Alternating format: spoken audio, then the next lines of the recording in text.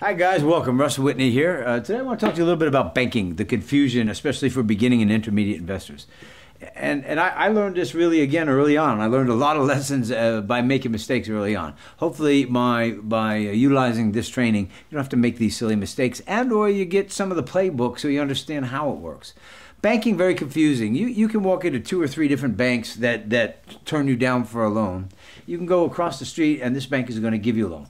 Why is that? By the way, a lot of times I have been gone into a bank and a bank doesn't lend me money.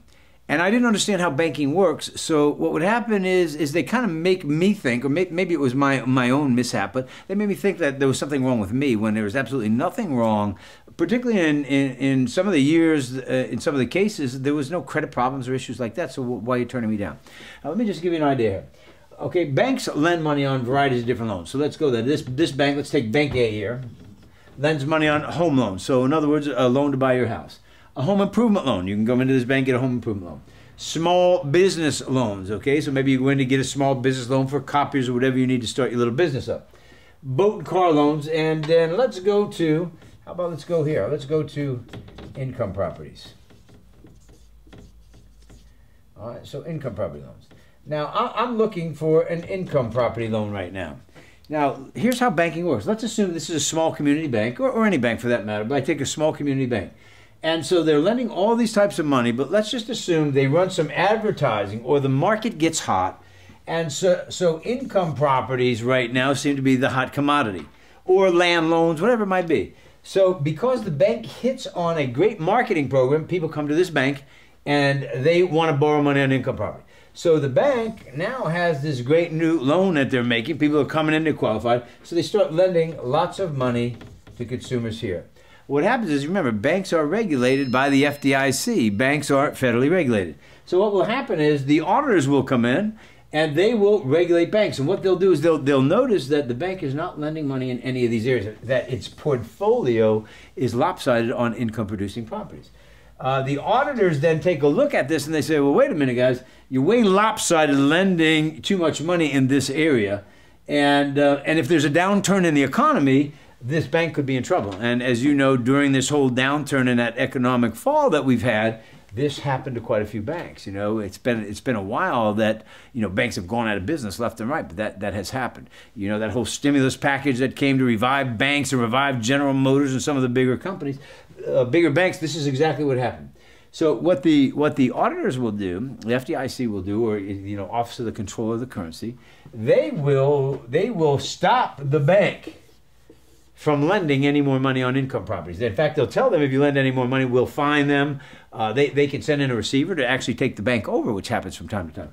So now the banks have to focus on balancing out the lending. Well, let me just tell you that if you walk into the bank during this type of a cycle, the bank is probably not going to tell you, oh, gee, Mr. Smith, we're sorry. We've done a very negligent and irresponsible job at lending out money. The government has kind of stopped us from lending money here, so we're sorry we can't give you a loan. They'll never tell you that. They'll make it seem like it's your fault or you have the problem when you don't at all. And I can't tell you how many times this happened to me before I learned, and this is just one tip that I'm going to give you on how banking works. When you start to come to these trainings, okay, you start to get a little more info. Once you learn about CRA programs, how banks have to lend into red-lined areas, they can't discriminate on lending. Once you know that, you know how to get the bank's P&L and read a P&L and see how the bank works and the guidelines that they have to work under. And you can talk to them on a peer basis. The whole game changes, guys. There's a difference between consumer lending and commercial lending. Most of us, and those of you watching, when you walk in, you're dealing with the consumer loan department. That means if you don't fit into a little template, you know what I mean, they treat you like Johnny Lunchbucket. And that's, I don't mean that in a derogatory way, but that's just the way it is. When you're dealing in commercial lending, when you're moving up to that next level, they play by an entirely different set of rules. Stay tuned, because there's a lot of other, great banking tips I'll give you. For example, how most loans are sold. When you go in and you take, say, 4 loans from most banks, they're stopped. They can't lend you by regulation. They can't lend you any more money because they can only lend you up to 4 loans, because their loans are sold on the secondary market to such organizations like Fannie Mae and Freddie Mac.